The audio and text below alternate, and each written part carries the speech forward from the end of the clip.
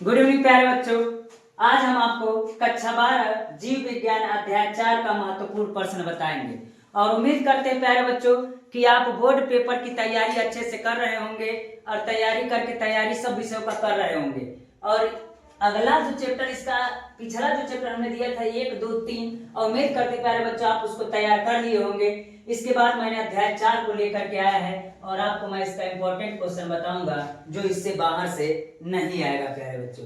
पहला क्वेश्चन कह रहा है संकर पूर्वज संकरण तथा परीक्षण संकरण में अंतर बताइए। यानी पहला कह रहा है संकर पूर्वज संकरण तथा परीक्षण संकरण में अंतर बताइए, तो इसको आप तैयार कर लीजिएगा। अगला क्वेश्चन कह रहा है अपूर्ण प्रभाविता पर टिप्पणी लिखिए।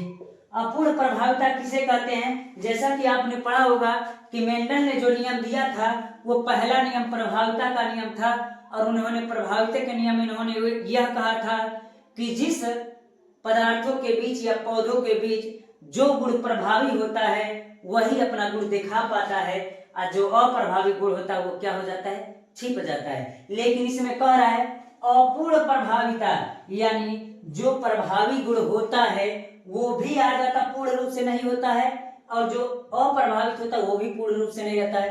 तो उस स्थिति में दोनों रंग उसमें समान आ जाता है, तो इस गुण को हम क्या कहते हैं? अपूर्ण प्रभाविता कहते हैं। जैसे अगर मान लीजिए कि अगर कोई गुलाब का फूल है और गुलाब का फूल है, अगर वह होता कैसा, प्योर लाल होता है अगर हम कह दे तो गुलाबी कलर का। अब इसमें कभी कभी आप देखे होंगे कि एक फूल होता है जिसमें उस समय आपका सफेद भी एंट्री रहता है, तो ना ही अपना पूर्ण गुलाबी रंग ये दिखा पाता है और ना ही सफेद रंग दिखा पाता है, यानी वह अपना प्रभावी गुण पूर्ण रूप से प्रभावित नहीं कर पाता है। तो इसे हम क्या कहते हैं? अपूर्ण प्रभाविता कहते हैं। उम्मीद करते प्यारे बच्चों ये समझ में आ रहा होगा। अगला ये कह रहा है यदि एक पुरुष वर्णांध पुरुष का विवाह, यानी एक वर्णांध पुरुष का विवाह एक समान स्त्री से होता है, यानी एक वर्णांध ग्रसित, यानी अगर कदे अनुवांशिक रोग जो होता है क्या वर्णांधता, उससे कोई पुरुष ग्रसित है और उसका विवाह समान स्त्री से हो जाए तो इस दंपति के पुत्रों में प्रसमान दृष्टि का अनुपात क्या होगा? तो मैं आपको बता देना चाहता हूं प्यारे बच्चों, अगर किसी वर्णांध पुरुष का विवाह अगर समान स्त्री से कर दिया जाएगा तो उस स्थिति में बच्चों में, यानी कहने मतलब पुत्रों में कोई रोग नहीं होगा, महिलाओं में स्त्रियों में भी नहीं होगा, लेकिन स्त्रियां जो होंगी वो क्या होंगी? रोगवाहक होंगी। क्या होंगी? रोगवाहक होंगी। यानी यह गुण किसी को होगा नहीं, यानी कहने का मतलब है कि रोगी कोई नहीं होगा, पुत्र तो एकदम भी नहीं होगा। अब पुत्रियां जो होंगी वो क्या होंगी? रोगवाहक होंगी, रोगी नहीं होंगी, रोगवाहक होंगी। तो इस बात को भी आप क्या कर लीजिएगा, अच्छे से समझ लीजिएगा और तैयार कर लीजिएगा। अगला क्वेश्चन ये कह रहा है जीनोटाइप एवं फिनोटाइप से आप क्या समझते हैं? तो जीनोटाइप और फिनोटाइप महत्वपूर्ण टॉपिक है और उम्मीद करते हैं कि आप पढ़े भी होंगे कि वह लक्षण जो दिखाई देता है और जो लक्षण नहीं दिखाई देता है उसी को जीनोटाइप और फिनोटाइप हम क्या कहते हैं। जैसे अगर कह दे कि कोई व्यक्ति है, अगर वह लंबा हो गया तो लंबापन तो उसका दिखाई दे रहा है, लेकिन अगर उस स्थिति में कहा जाए कि उसका ब्लड किस ग्रुप का है तो क्या उसके ब्लड को देख करके हम पहचान सकते हैं क्या? तो इस गुण को क्या कहते हैं? जीनोटाइप एवं फिनोटाइप कहते हैं। आप इस क्वेश्चन को भी क्या कर लीजिएगा, तैयार कर लीजिएगा प्यारे बच्चों। और जैसा कि आपको भी पता है कि आपके बोर्ड पेपर में अब समय बचा नहीं है और आप टाइम टेबल बना करके अच्छे से पढ़ाई कीजिए, नहीं तो आपके लिए समस्या उत्पन्न हो जाएगा। तो अगला क्वेश्चन कह रहा है मेंडल के नियमों की व्याख्या कीजिए, यानी मेंडल का नियम का व्याख्या कीजिए। तो मेंडल का नियम कितना है? जैसा कि आपको पता है मेंडल ने तीन नियम दिया। पहला प्रभाविता का नियम, और दूसरा उन्होंने क्या दिया? पृथक्करण का नियम,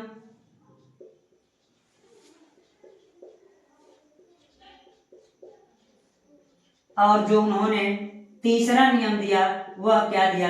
स्वतंत्र अपव्यूहन का नियम, अपव्यूहन का नियम। और एक बात और प्यारे बच्चों हम बता देना चाहते हैं कि हो सकता है कि मेंडल का पूरा नियम भी पूछ सकता है।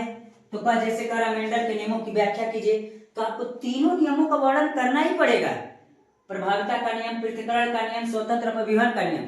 लेकिन अगर मान लीजिए जरूरी ऐसा नहीं, बस वो पूछ सकता है प्रभाविता का नियम बताइए, तो बस आपको प्रभाविता का नियम बताना पड़ेगा प्यारे बच्चों। अगर अगला कह दे कि मान लीजिए पृथक्करण का नियम बताइए, तो उस स्थिति में बस आपको पृथक्करण का नियम बताना पड़ेगा, न कि प्रभाविता का। अब हो सकता है कि अकेले स्वतंत्र अपव्यूहन का नियम पूछ सकता है, तो यह एक तो क्वेश्चन पूरा पूरा पूछ सकता है तीनों। एक क्वेश्चन तो बन सकता है इससे अकेले, एक क्वेश्चन अकेले इससे बन सकता है, एक क्वेश्चन इससे अकेले बन सकता है। तो जरूरी नहीं है कि पूरा नियम पूछेगा, हो सकता है कि अलग अलग भी पूछ सकता है। तो प्यारे बच्चे इसको क्या कर लीजिएगा, याद कर लीजिएगा।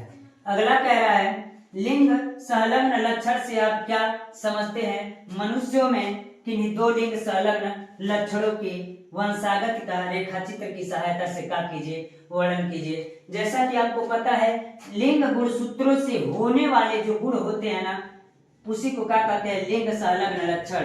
यानी लिंग गुणसूत्रों पर जो लक्षण दिखाई देते हैं उसको क्या कहते हैं, लिंग संलग्न लक्षण कहते हैं। मनुष्य में किन्हीं दो लिंग संलग्न लक्षणों के वंशागत का वर्णन कीजिए। तो आप अच्छे से जानते हैं वर्णांधता भी क्या है, वर्णांधता भी क्या है, लिंग गुणसूत्र से प्रभावित है। जैसा कि आप हीमोफीलिया भी जानते हैं, हीमोफीलिया भी जानते हैं। और मैंने आपको बता भी दिया कि वर्णांधता क्या, तो मैं फिर से बता दे रहा हूं कि वर्णांधता वह रोग होता है जिसमें व्यक्तियों के अंदर कलर भी जाना जाता है, कलर की पहचान वह नहीं कर पाता है। और इस स्थिति में बहुत जगह यह जो रोगी होते हैं वो नौकरियों से क्या हो जाते हैं, वंचित हो जाते हैं। और हीमोफीलिया रोग को हम क्या कहते हैं, तो हीमोफीलिया को रक्ताल्पता भी कहते हैं। अगर किसी व्यक्ति का अगर हाथ या कहीं शरीर में कट जाएगा, उस स्थिति में उसका ब्लड बहना बंद नहीं होगा, तो उस स्थिति को हम क्या कहते हैं, हीमोफीलिया रोग कहते हैं। तो इसका ग्राफ भी बना दीजिएगा।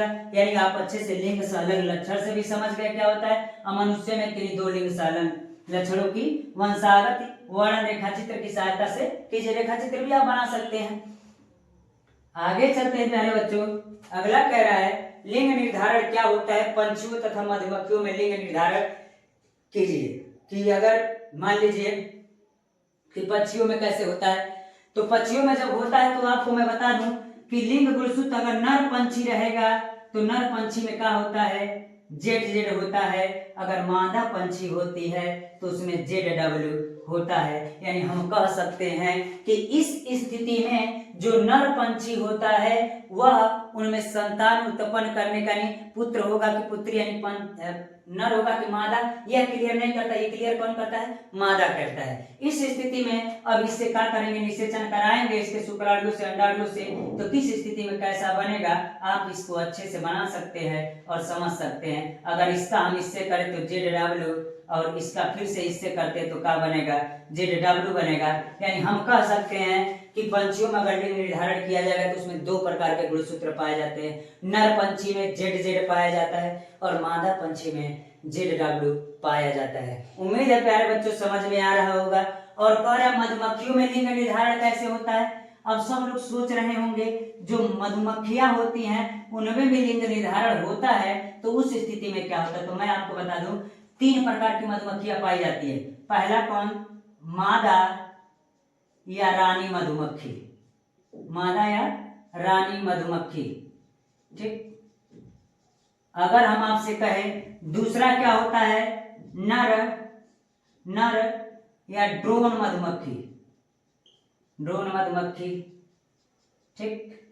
अगर हम आपसे कहें कि तीसरा क्या होता है, तो श्रमिक मधुमक्खी होती है। और मैं आपको बता दूं कि इसमें आपको मादा यानी रानी मधुमक्खी जो होती है और जो नर मधुमक्खी होती है वह पहले से उनके छत्ते में पाए जाते हैं, वो बाहर नहीं निकलते और कोई काम नहीं करते हैं। टोटल उनके पोषण का कार्य कौन करती है, श्रमिक मधुमक्खियां करती हैं। और इस स्थिति में जब मादा गर्भवती हो जाती है यानी अंडाणु देने लगती है, उस स्थिति में श्रमिक मधुमक्खी अब इनके बच्चों का पालन पोषण करेगी कि नर का करेगी। इसलिए जो श्रमिक मधुमक्खी रहती है इसको क्या करती है, नर मधुमक्खी को बाहर भेज देती है।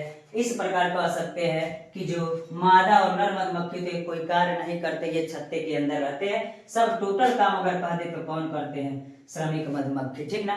आगे और बहुत सी चीजें डिटेल में जिसको आप पढ़िएगा और फिर अगला जब हम सोल्यूशन इसका देखेंगे ये सब चीजें हम आपको बताएंगे डिटेल में प्यारे बच्चों। अगला क्वेश्चन देखिए क्या कह रहा है, अगला क्वेश्चन क्या कह रहा है? कह रहा है कि सिंड्रोम से आप क्या समझते हैं? डाउन, पटाउ तथा टर्नर सिंड्रोम पर टिप्पणी लिखिए। तो कह रहा है कि सिंड्रोम से आप क्या समझते हैं? सिंड्रोम एक ऐसी प्रकार की क्रिया होती है जिस स्थिति में उनके गुणसूत्रों में अगर कमी या अधिकता होती है तो उस गुण को हम क्या कहते हैं? सिंड्रोम कहते हैं। और उस स्थिति में हो सकता है गुणसूत्रों की संख्या बढ़ जाए या घट जाए, और हो सकता है कि जरूर लिंग गुणसूत्र या दैहिक गुणसूत्र किसी पर बढ़ेगा। उस स्थिति में उनके कारण और लक्षण भी क्या कीजिएगा? लिखिएगा। Down syndrome, Patau syndrome, Turner syndrome, यानी इन पर सब क्या कीजिएगा? टिप्पणी लिखिएगा। प्यारे बच्चों, उम्मीद है कि यह बात आपको समझ में आ रही होगी और आप इस क्वेश्चन को अच्छे से तैयार कर लीजिएगा। बाकी इसके आगे का क्वेश्चन जल्द ही हम आपको प्रोवाइड कर देंगे। प्यारे बच्चों, धन्यवाद।